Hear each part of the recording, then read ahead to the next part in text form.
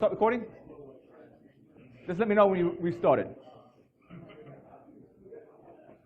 Oh, no, someone has a really... We're good? Hi, folks. Does anybody have a really bright flashlight? Bright flashlight, anybody? Would you please sit in the front row for me, bud? I don't mean to move you away from your beer or whatever you're drinking, but it would be helpful in here this bit because I don't think people will see some of the things I'm going to demo. Hi, everybody. My name is Adrian Crenshaw. This talk is Lockade, Locksport electronic games. This is a little project I've been playing around with. First of all, a little bit about me. I run OnGeek.com. You've seen most of this before if you've seen one of my talks. I have an interest in info-set education, but I don't know everything. I got people asking me questions about things I have no idea about. People think since I've been running a blog for like years and years that there's things I know about that I simply don't. Most of the people on my pen test team are far, far better than I am. Actually, I think pretty much every one of them is better than I am. But I have an interest in learning, so what people can teach me is cool. Also, I don't know everything. I'm just a geek with time on my hands. And I spend a lot of time doing Locksport stuff as of the last year. I'm also a senior information security consultant at TrustedSec. Give Dave a big thanks for letting me go to all the cons I go to record. By the way, I don't have this in the slide, but I also record a lot of hacker cons in case you don't know. And I'm also a co-founder of DerbyCon. Now, how many people have actually picked locks before out in the crowd? How many of you? Wow, then I will really briefly go over this particular section, since most of you all have apparently done it already. But I'm going to dive into my box of tricks and try not to give myself a hernia as I pick the thing up. Dumb as a box of locks, I think should be a new expression. All right, got that there, that there. Yeah, unfortunately, this is a relatively demo-heavy talk, and I'm looking for something to illustrate the purpose. Let's see.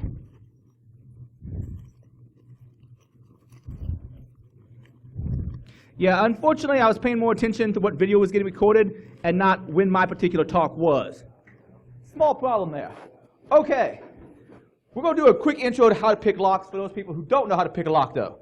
So, the ones we're going to be covering are going to be warded locks, pin tumbler locks, and wafer locks. There are other types, but these are going to be most of the ones you're going to encounter.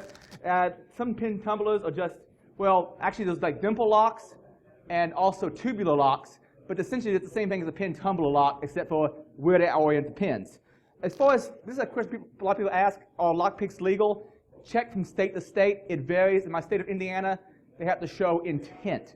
Basically, they have to show that you meant to break into some place, in which case it becomes an extra charge. Now in Tennessee, the direct reading of the law seems to indicate that it's illegal regardless unless you're a locksmith. So check your local laws. To my knowledge, in Ohio, it's completely legal to have them unless you're caught breaking into something, in which case it's an extra charge of burglary tools. But the way lockpicking works is you essentially are using imperfections in the lock to try to pick it. And we're going to talk about how different types of locks work. Now the first type of lock you might be interested in knowing about is what's known as a warded lock. Essentially, a warded lock has wards in it, little blocks that keep you from turning any old piece of metal in it. However, if you put the right piece of metal in it, you can turn it. Now most wards are not oriented quite like this, and I do have some warded locks up here. I'm going to try to grab one out of this box of stuff. Yeah, here's a warded lock. Also an awesome weapon if you want to, carry them around. Actually, no, that's not a warded lock. I know I have one in here. Yeah, that's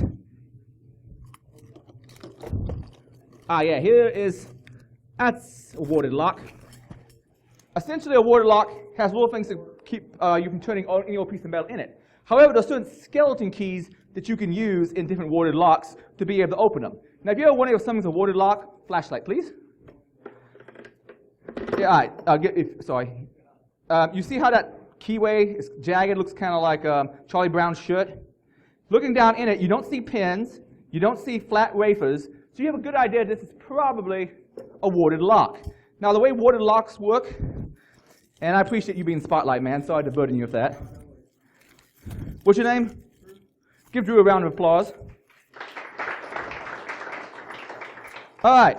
The way a warded lock works is you just have to have the right kind of piece of metal that bypasses the wards. Well, luckily, there's a certain set that as long as the warded lock is big enough, this set here And by the way, Southern Specialties, South Ord, and several companies make one that's virtually identical. This set right here has gotten me into virtually every warded lock I've ever tried, except for ones that were too small, in which case there's something called a half diamond, which will get me in. Also, when on the topic of warded locks, on some of the really cheap ones, you can actually take the normal warded lock key, which, if I can find it here, I don't think I have one immediately there. Let me look in my pocket. If you look at a warded lock key, I was going to show you what one looked like. Actually, I think I had one on the previous screen, maybe. Yeah, see how that little key has these little cutout parts? Well, on some of the really cheap ones, you can actually grind all of this off except for the very tip, make it look like a penis, essentially, stick that in the lock, and turn it. But for some of the better ones, by the way, no warded lock is particularly good. Some of the better ones, all you have to do is find the right, essentially, skeleton key to be able to open them. So I believe either this one or the one smaller is the right one to pick this. That one seems a little too big. So let's try the other one.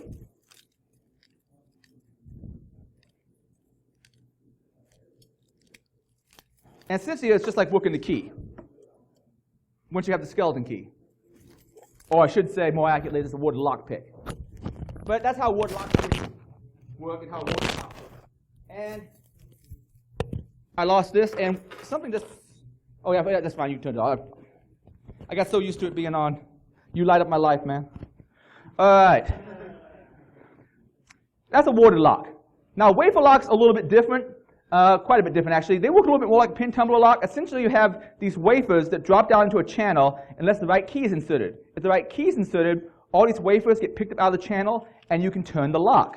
Now, by the way, these illustrations pretty much all come from Deviant Olem. Deviant's a cool guy, and he does a lot of work for the Locksport community. But I'm going to illustrate this slightly differently. I actually have a warded lock here I can pick apart. Pick apart. I'm going to open this thing up. And here's how a warded lock works. All right. You see, if you look down its keyway, instead of seeing pins, which you'll see in the next example, you'll see more like little flat pieces. Sometimes you'll see little flat pieces on both sides. The way that works is, it goes in this housing that has a channel. You see those little channels? And if you look on the other side, inside the lock, wait, let me get it oriented where you can see the wards. You see those little the little wafers popping down? Essentially, when you put the right key in,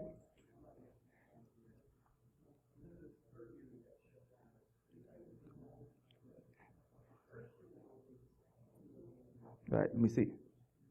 See some of them get popped out of the way. Once you got the right key in, those pop out of the way, and you can actually turn it because it's no longer getting blocked by the channel. That kind of makes sense? Now, the way you normally pick one of these is it's not normally picking. You normally do something called raking. To truly single pin pick, I'll explain in a second, but raking is generally, well, who's familiar with finding software bugs by fuzzing? Basically throwing crap at a piece of an application, close to the expected data, but not quite, until it breaks, and then you analyze how it broke. Raking a lock is essentially similar to fuzzing. Basically, you're trying random patterns with different types of picks until you can hopefully open the lock. And I'm going to demonstrate some raking techniques here shortly. But that's a wafer lock, and you can see a lot of wafer locks out there on kitchen cabinets, desk drawers, that kind of thing. If you have one in someone's filing cabinet, more than likely, unless it's a higher security one, it's probably going to be a wafer lock. That comes up much later. Okay, next up, pin and tumbler lock. This is what most of your master locks, your padlocks are going to be, unless they're warded locks, and your door lock is more than likely a 5-pin pin tumbler lock. The way a pin tumbler lock works is those blue pins are what's known as driver pins. They touch the spring. Some people refer to them as top pins. This can be inaccurate because in some countries, they hang the lock upside down from our perspective. In America, most of the time, the driver pins are at the top of the stack. Doesn't have to be that way necessarily. You can hang a lock upside down from the American perspective. So the blue ones are the driver pins. They touch the spring. The key pin, which is in red, touches the key. The way it works is, once you put in the proper key, everything lines up the shear line. You have a cylinder inside of a cylinder, and you can turn it.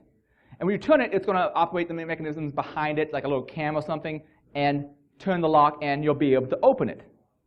Now, if I was to illustrate that a little bit better, up close and personal, let me make sure I get the right one here. All right, there's these little transparent locks you can buy online, or I got this one at DEF CON. They're not much fun for learning to practice picking because they're unrealistic because you get to see the pins, but they're nice for illustrating this particular task. Let's say I put in the wrong key. All right, let me slide this bad boy in. This is the wrong key. Notice that the different pins are in it and they're all misaligned. Like some of the key pins have been pushed up above the shear line and you still can't turn it because they're blocking. However, if I put in just the right key, all of these line up and you can turn it. And that's how your door lock more than likely works unless you have an incredibly weird door lock. Most American door locks are going to be pin tumbler. Now, as far as actually being able to pick these, first of all, you got to find out what you did with your pick set. The way it works is you're using imperfections in the lock. I mean, you can probably make a perfect lock that has everything perfectly drilled down through it, but it's hard and it'd be expensive, and most people aren't going to spend, a few $100 for a really quality precision lock. And when they can spend $8 for something that generally works good and most people aren't going to be able to get through. So, if we're going to pick, and I'm not going to pick this thing to completion because it's kind of difficult. To be honest with you, this one's a bit of a pain in the butt. What you do is, and if we get the focus to go, you try to find a pin that's binding. As you apply lower tension, these holes through the top aren't going to be drilled perfectly. One should bind before the others. And you're probably not going to be able to see, because I can't even see what I'm doing right now. You try to find the one that binds, and then you try to get it to lock up above that lip. And then once that happens, you try to get the next one in line to lock up above that lip and be just above the shear line. And let me see if I can get this thing on camera. Like, I believe that one second from, well, if you're looking at it, I guess second from the right. From the left, from y'all's perspective. Am I right on that? It's so weird looking at stuff and it's not a mirror. Yeah, second from the right, I kind of got it bound up above the shear line. Now I'd have to do that to each one of them. That is what you're doing when you do single pin picking. You find the first one that binds, then you find the next one that binds, you find the next one that binds. I suck at single pin picking. I've gotten pretty good at raking locks though. Raking a lock is basically where you go into the lock and you apply the lightest bit of tension and you just rake back and forth across the pins to eventually you open one or you embarrass yourself. I do a little bit of both sometimes. Now, this is a master lock, number 3. A lot of people recommend it as a practice lock because, well, it's super common, and generally these things are fairly easy to pick. You apply your tension tool in, you apply a slightest bit of tension. The number one thing that people screw up when they try to pick a lock is usually they apply too much pressure. If you apply too much pressure, you're going to overset those pins, kind of like when I put the wrong key in, and then you can't turn the lock. So you just apply the slightest bit of pressure, and hopefully, if all works right, you'll be able to turn the lock and you're good to go. And I think I busted something in this when I was playing around with it earlier. Let me test something real quick. Oh no, it's still working. All right, I'm going to slide that back on there. Now, when it comes to lock picking, there's different types of picks, but my favorite is what's called the forced offset diamond, and I'm going to bring that back up again, sorry. It looks sort of like that, but there's all sorts of different picks that people use for different purposes. Most people, if they're going to do single pin picking, are probably going to use some sort of a normal hook, and there's different depths of hook as well. Did get it right? Yeah, that's a hook. Up in the dark, it's kind of hard. A lot of people use different types of rake. Like this is a Bogota style rake. Though I think technically, unless it's used as a double-ended tool, it's probably going to be considered a wave rake. See, that's another thing. Deviant Olem has a whole talk on what different people call different picks.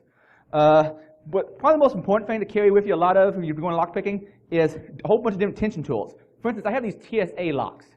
The TSA locks are basically designed so that the person, the TSA agent, doesn't have to cut the lock to be able to get into your baggage. They use a special key that they have to open it. But any lock that's designed with a standard key to open it is going to be a shitty lock.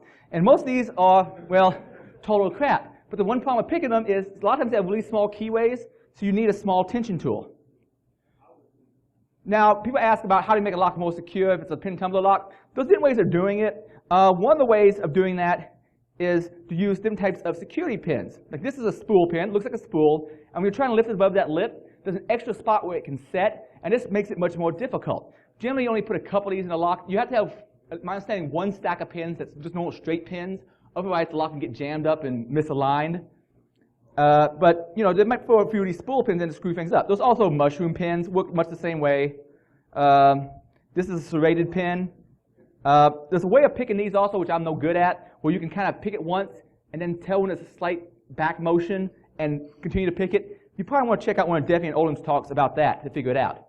There's also something called lock bumping, which I don't want people to do on my games, but you essentially take a key that looks, sometimes referred to as 999 key. That depends on the type of key, though. That's a depth. When you get keys, you can actually reproduce them by number. Oh, no cool thing. Next time you buy a master lock at a hardware store, look in the back, you'll probably see like a 4-digit number, and you'll see another lock with the exact same 4-digit number on the back. That's its key code. You can reproduce it from that, so you see several locks that have exactly the same key. So see whoever buys that lock before you, and then they'll go get stuff out of the workshed. But it looks like this. Every pin is taken down to the lowest level. Each one of the cuts, I should say, that the pin would normally touch. And what you do is you put this in the lock, you slam it in with a hammer, and apply a slight bit of tension. And by hammer, I don't mean like a big craftsman hammer. You usually use what's called a bump hammer. It might be a little rubber mallet, or pieces of wood on a piece of plastic that's commonly used. Ask the Lockpick Village guys, they probably have one around. But there's also lock bumping, which is a popular thing to do. Okay, that's the intro to lock picking for everybody who doesn't know how to pick locks. So let's talk a little bit about normal practice aids that people generally whip out whenever they start learning lock picking. One is a lock tower. And unfortunately, I think I left both my lock towers upstairs, but I don't really need them. Essentially, a lock tower looks like what you see here. If you go upstairs in the lockpick area, you'll notice one that has DerbyCon burnt into it. Essentially, you just have a tower of locks you can sit there and practice on. A lot of people carry around master lock number 3s. That's a good lock to practice on. I carry mine around on chains because, well, one, it's an easy way to carry a whole bunch of locks, and two, it's scary as hell. Then there's lock walls. Now, most lock walls like the ones I showed. This is one I'm working on, which we'll get here in a bit. But essentially, you just have a big board with a bunch of locks in it. Also, there's, of course, the transparent locks, and these things called progressives. And a progressive is essentially just a cylinder. They took the rest of the lock away. They have basically just a cylinder, and they'll put one pin in it, put 2 pins in one, put 3 pins in one of them, put 4 pins in one of them, and the more pins it has, the more difficult it's going to be. Generally, a master lock is a lot easier than a house lock because most master locks are going to be 4 pins. Most house locks are 5, some are 6. And there might be ones more exotic that have O ones. But you know, those are things most people end up practicing on. But here's my inspiration. My bromance with Dossman there started, I think, in 2005, actually maybe 2004. I started up a video blog of sorts. He had a video blog of sorts, and he only lived 2 hours away from me, so we started talking a little bit. We met up at Freaknik 2005. And he's been designing lockpick games for way longer than I have. Originally, I wanted to do a co-presentation of this at DEF CON, but things kind of fell through. That one wasn't accepted, and he couldn't make it anyway. But he has a hackerspace called Blooming Labs up in Bloomington, Indiana. Well, up from my perspective. Over from y'all's, I guess. Over and down. And he has a couple websites out there on lockpicking contest systems. But here's some of the things he's created. One thing he created was essentially an ammo can bomb that has a countdown timer in it. And I think he even has, he one-ups me on this one, but I think he even has like a tamper thing in it, and if you vibrate it too much, it goes off. And at DerbyCon, he had a contest to see who could pick this thing the fastest and who had the most time left on it. And this inspired me a whole lot. He also had one that not only inspired me, but got me very drunk. It was called the Rumble Challenge.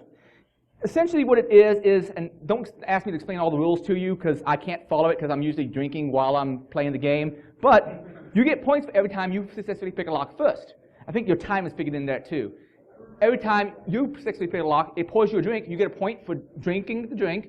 Everybody else who gets a poured shot also, they get a point for drinking the drink. The idea of the game is you could win either by taking the most drinks in the end or by picking the locks the best. And you know, so it's an automated drinking system with lock picking. And he's got that all wigged up.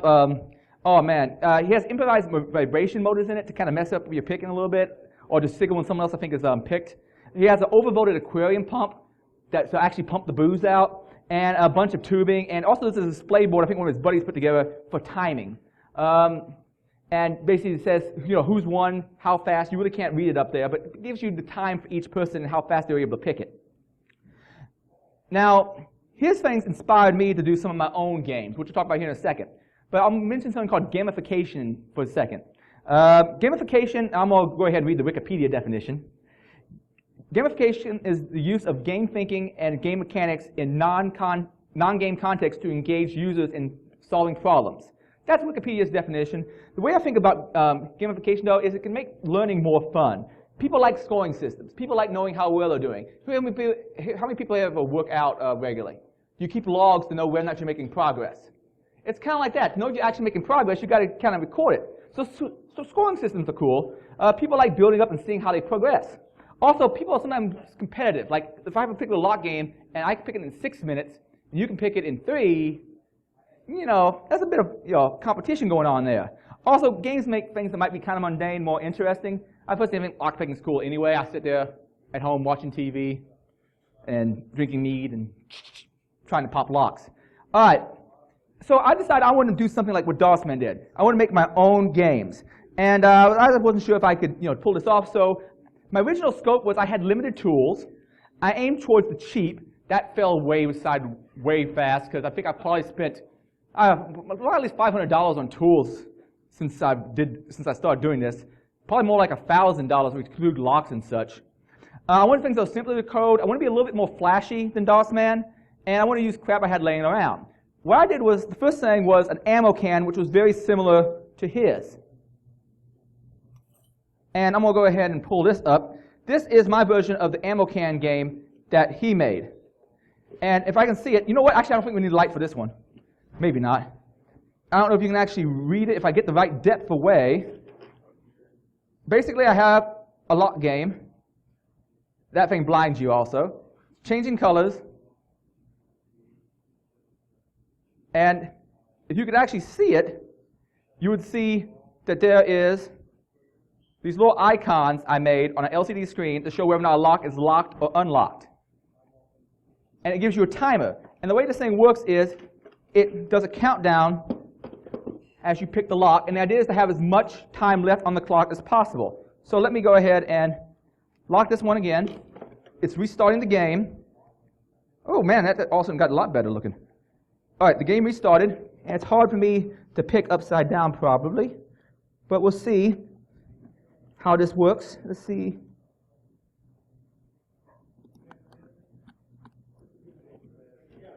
I touch it, it says it's locked, and then the symbol changes. And it shows me how long it's taken me, or how much time I have left on the clock to pick it. And I just have a bunch of locks inside here, and I'll talk about the switching mechanism. The hardest thing about making lock-picking games is trying to figure out a decent switching mechanism. Oh, I'll show the pick boy off here in a second. I think I have that much later on. Okay, the way this thing is wired up is fairly simple. I use something called cam locks. Cam locks are usually what you put in a desk drawer lock. Basically, it's a simple lock, you have a cam on it. Most of these are going to be wafer locks, and they're going to be really, really cheap. You can go to your local hardware store, though, and find them in, I think it's like cabinetry sometimes, or just general lock area. And they're also easy to mount, because you can generally drill a 3/4 inch hole and just mount them, unlike a door lock, which can be a little bit more difficult. I use a plastic ammo can for, I don't know, $5, $6 from Harbor Freight. A Tinsy, which is essentially a microcontroller. You can program it in the Arduino environment. Very nice, convenient, easy to use. All the source code, by the way, is on my website. I use plexiglass. By the way, plexiglass is a pain in the ass to cut and drill. So I eventually bought better tools to do that. I use that as my mounting plate. I use an I2C serial LCD as my screen, so I only have to use like I think it was 4 lines, 2 for communication and 1 and 2 for power, to be able to send anything I wanted to it, and a bunch of jumpers and beading wire. Beading wire is these things that like little girls' crafts where you put beads on a piece of wire. What I do is I scrape off all the insulation, or with a slight plastic covering, and I use it for wrapping everything together that I want grounded. It works well for that. And if I was to draw a diagram, normally there'd be a lot more locks in this. Essentially, the way the first one worked was I had the cam touch against a metal post, in this case a screw, that had neodymium magnets on it. Neodymium magnets are very strong, and so when it touches it, it doesn't bounce. It doesn't move on and off the contact point. It sticks to it. I also have some stuff in the code to debounce it as well. and I can read that whenever a lock goes grounded, that it is now closed. And then I can send a signal to the LCD screen and display whatever I want to display, and I can also change that RGB LED just for cool effect. There was one huge flaw with this original system of switching. Can anybody figure out what it is? Let me show you. There's a great way to cheat on this. I'm not sure if we're going to need it or not. We'll find out in a second. All right. Notice how it says only the first lock is locked. Actually, maybe do shine it. Maybe. Will that help? You know, one time I had it really perfect. All right, turn it off and see. All right. It is temperamental. Okay. Let's say I wanted to cheat, though. Since one's already grounded, I can touch one to the other. It's already grounded. And now it says I picked both lock 0 and lock 1. So that was a game flaw that I should have spotted earlier on. In newer games, I now, instead of having the lock go grounded, I have the lock already grounded, and it's a touch point that you have to touch that I read the input off of. So switching mechanisms. That's the switching mechanism I came up with. There are also electronic switches that are pre-built. The problem with these is a lot of times they're really small, they're cheap, maybe too simple. They're really meant to just keep you from accidentally bumping into the electronic device and turning it on. There's better ones like Medico 3-pin electric one that DOSman has, but I looked this up online and it was really expensive. I don't remember the exact price now, but way too much. So what I came up with was just using cam locks and that. And here's an example of some cam locks. I have a whole bunch of them. Essentially, you have this cam on the back, and when you turn the locking mechanism, it turns the cam and moves it out of the way of, let's say, the desk drawer or whatever, so you can actually open the desk drawer. And I really need to organize this crap. All right. But I'll probably need some help after the talk, moving it all out of the way of the next speaker, and then I'll move the rest of it up my stairs myself. Okay. But here's some cam locks. I'll show you. This one's kind of neat. It doesn't have a lock in itself. It's meant for using padlocks. But you can lock it, and it allows you to turn or not turn it. That's probably a more secure way of doing a desk drawer, because even a master lock is generally going to be better than most wafer-based cam locks. I also have some weird cam locks in here, though. I think I have another simple wafer lock. But remember how I mentioned that pin tumbler locks sometimes come in other configurations? This one right here is a tubular lock. It's essentially the same thing as a pin tumbler lock, but instead of having a straight line of pins, it's circular. And yes, they're all special picks for picking that, and actually, in some ways, they're easier to pick than normal pin tumbler locks. And I got another tubular down there. And over here, I have what's called a cross lock. I think these things are more common in some Asian countries. But that's essentially a cam.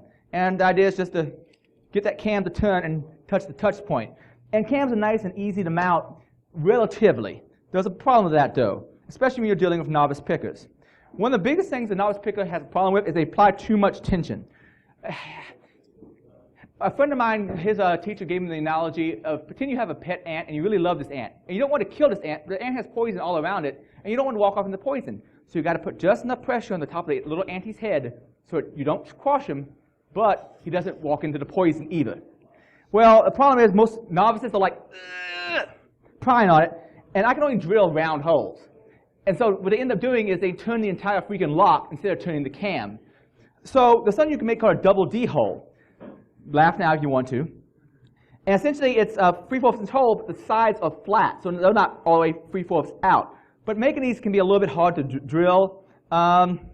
So the way I've found to do that is you can take a 5/8 drill and drill 2 holes, top to bottom. There's something called a Foster bit. If you look it up, I think I'm pronouncing that right. That's really good for drilling these. But basically you can drill 2 holes, one on top of the other, and sometimes get one out. You then have to dremel it out a little bit. There's also something called stabilizing plates, which are these metal plates you can use to mount the lock in and keep it from turning. Maybe glue that into whatever you've already drilled. That can get a little expensive. I've also done something called a hot punch. I call it a hot punch. I basically found me one of those plates, stabilizing plates. Then I shoved in like a 1/2 inch piece of copper tubing, heated it all up, and stretched it all out to fit the outside edge. And now, whenever I want to drill me a perfect hole, I just heat that thing cherry red. Well, it doesn't get cherry red, but I get it super hot and punch it through whatever I want to punch through, assuming it's plastic. And it works pretty well if you don't mind a little bit of nauseous fumes. But you know, what's a few brain cells between friends? Now, if you all have a laser cutter, and I've already put this pattern out there, I decided to make this game easier to reproduce. I made a pattern that seems to perfectly fit that particular Harbor Freight ammo can. And I have a bunch of double D holes already drilled in it. And you'll notice this little weird plate that I have here as well. The weird thing about this plate, the reason I have it is, is I wanted to have an easier way of making switching mechanisms. I've done ones where I've glued the magnet in or other oddities, but that's a little hit or miss. So I wanted to come up with something better than that. And what I came up with was to make out these extra little washers, which I'm hoping I actually have one with me in this bag or in some bag or another. Yeah, unfortunately, this is a seriously prop-heavy talk to show things off. So let me.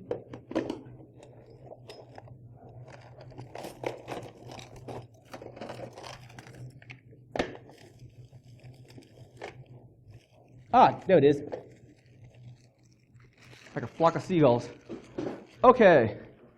So I have these things. And you can get them out a little bit better. I think there was some problems with the temperature when DOSman was cutting these things out for me. I don't personally have a laser cutter. I really want one.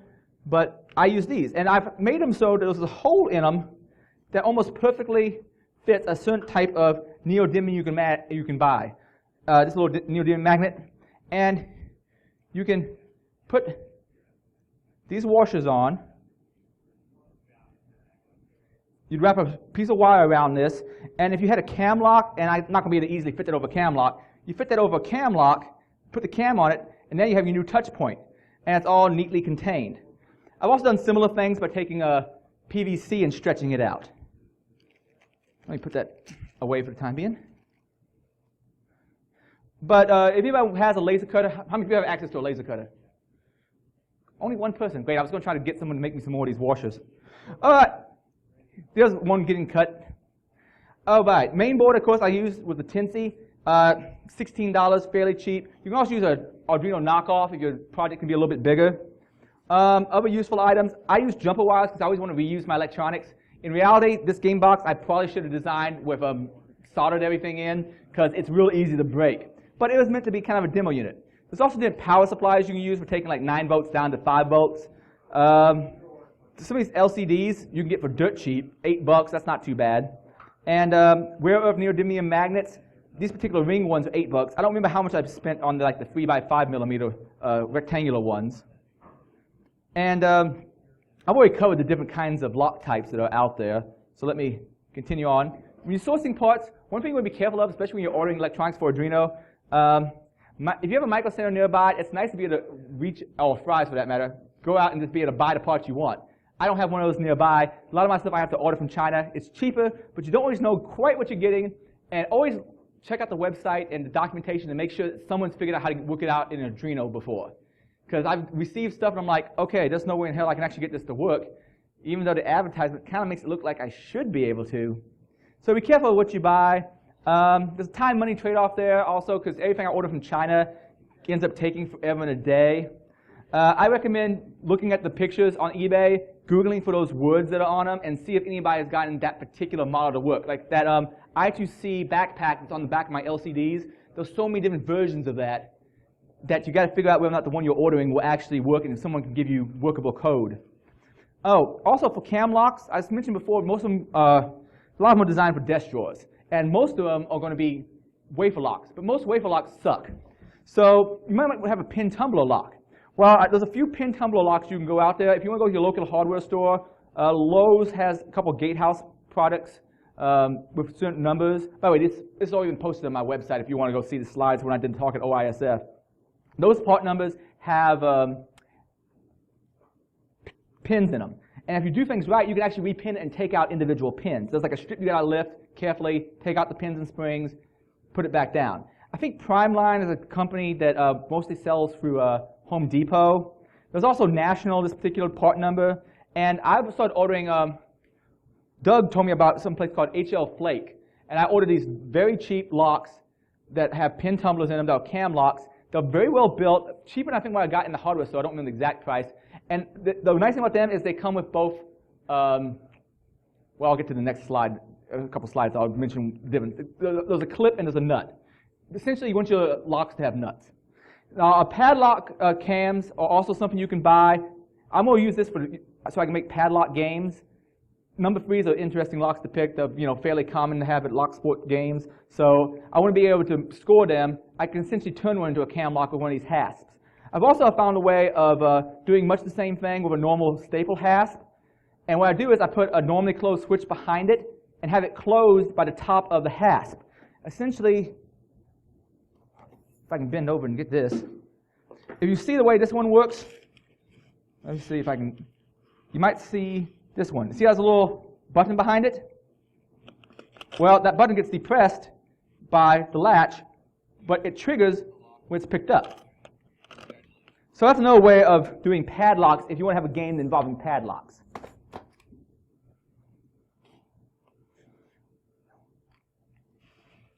Oh, and cheap door locks. Some people turned me on to this here recently. Info sister, Amanda, she was one of the people that tweeted to me when I asked, where's a cheap place for locks? And she said, go to Habitat for Humanity's Restore, and you'll find old locks, usually without keys. But for all purposes, no keys, okay. And you can go out and buy these. You're probably not going to find cam locks these, but you can find old door locks. They might have paint on them, but you just use some acetone or something and get that off of there. And it's sell for dirt cheap, like $3 for an entire lock except for the key. Nifty. Am I running really low on time? Cool.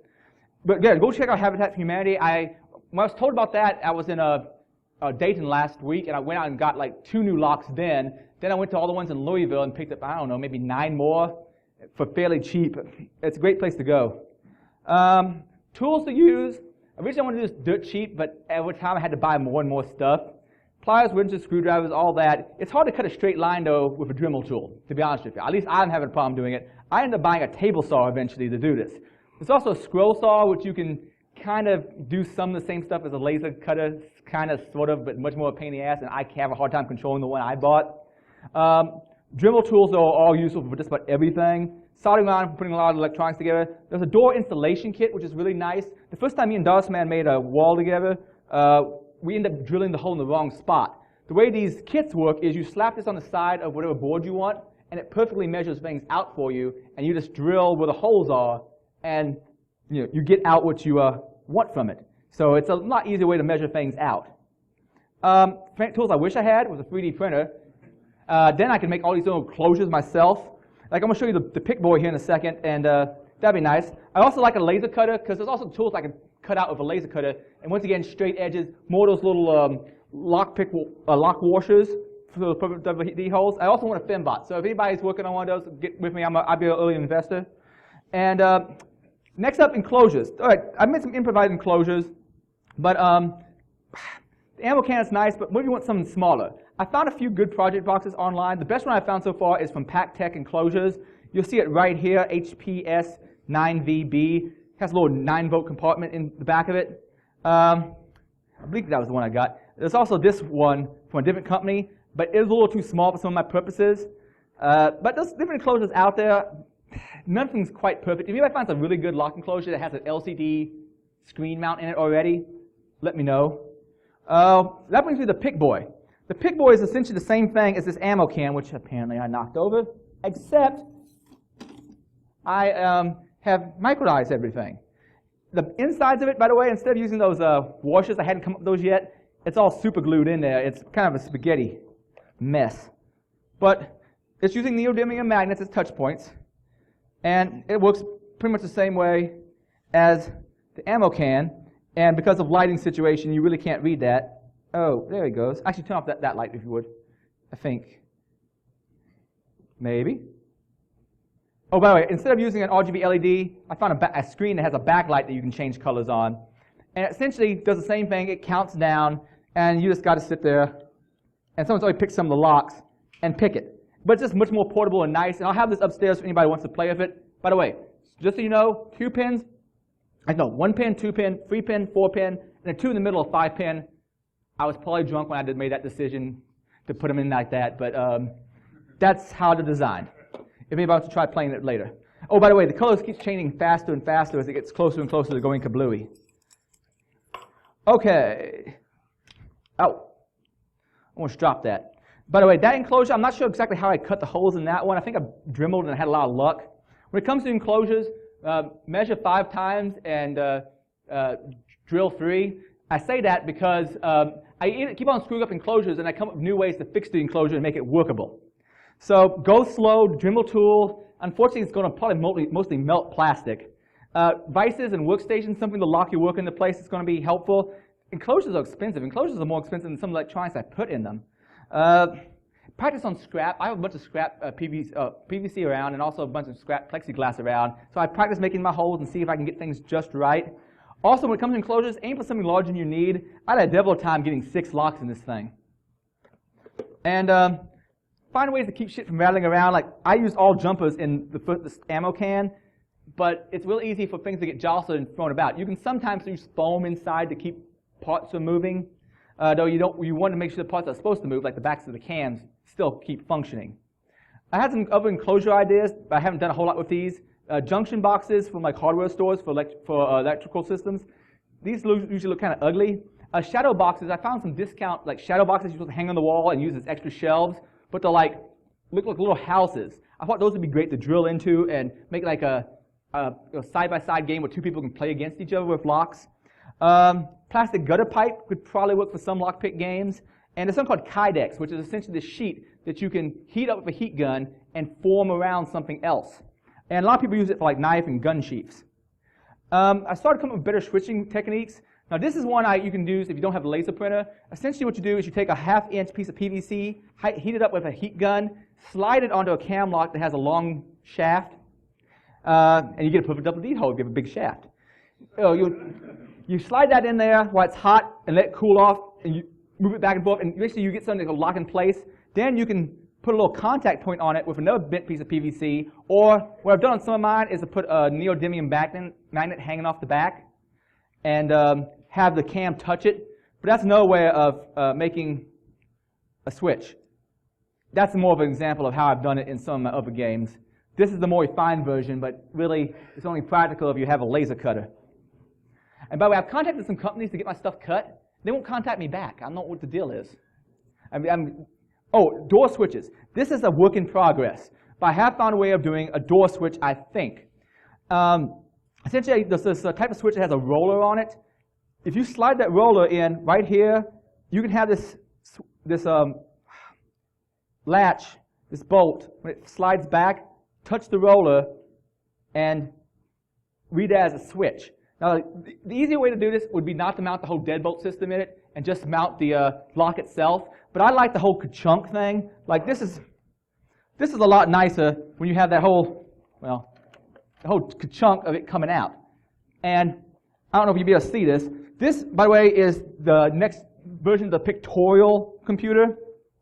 But it's serious work in progress. You might be able to make out that I have a little roller switch. Oh, no, you really can't. On the back of that, and it's basically just meant to be a touch point for when that latch comes back. But it looks like it's going to mostly function. Mostly. But if I use the line, they mostly come at night. Mostly. How many people actually get that? Okay, I'm dealing with a much younger crowd, I think. All right. That's another way of doing switching if you're going to do door locks. Now, this is the stuff I've built so far. I have some ideas that are works in progress. One of the things I originally wanted to do was make a lockpick tutorial computer. I wanted you to be able to walk up to a screen on an Android tablet, touch a picture, show you how to pick that lock, and have basically, when you pick that lock, have it send a signal that says that you picked it. And you can kind of, sort of do that. I'm going to cheat and not actually pick this. I actually have it set up where I can just use a touch point.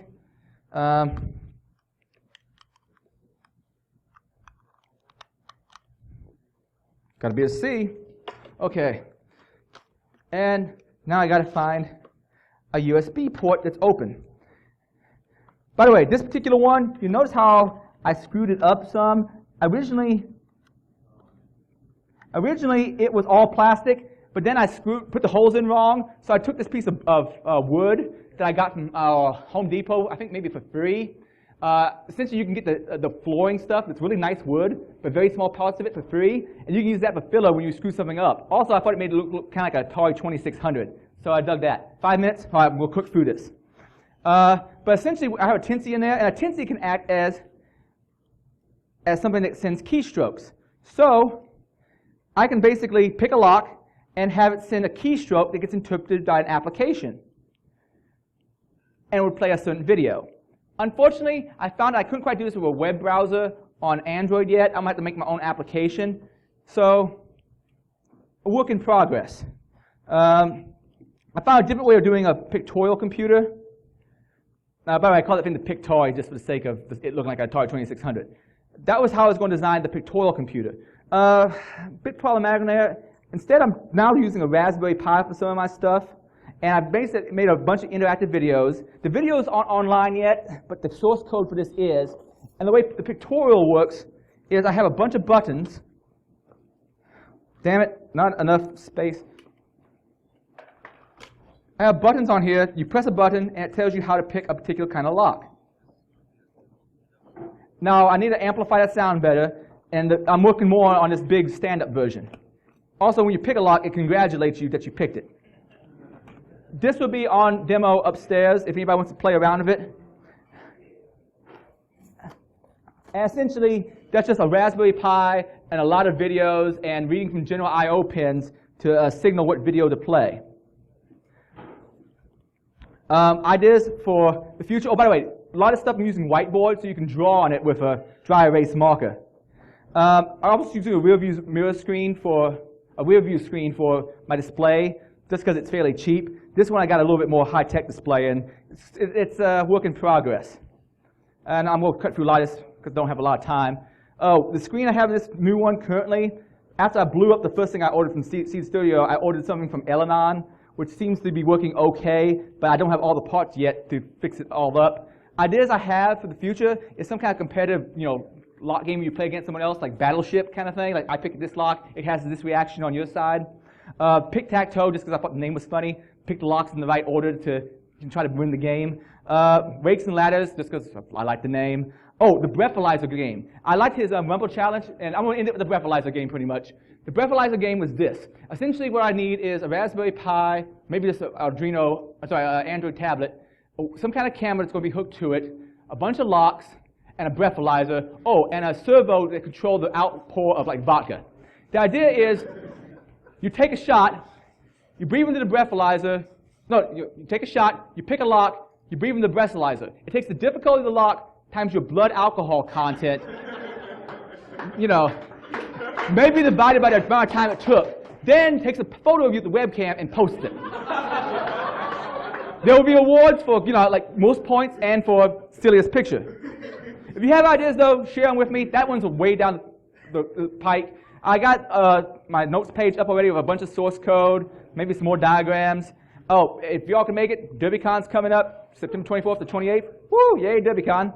And if there's any questions, find me around the con because I got to get the hell off the stage. Hey, Adrian, just tell everybody lunch is being prepared. Lunch is being prepared. Oh, so it doesn't matter if I ran late. I just keep you all from lunch. Yeah, you're good. All right, we're good. If you have any questions, ask me at lunch. I'm going to try to get all my stuff back upstairs. Thank you.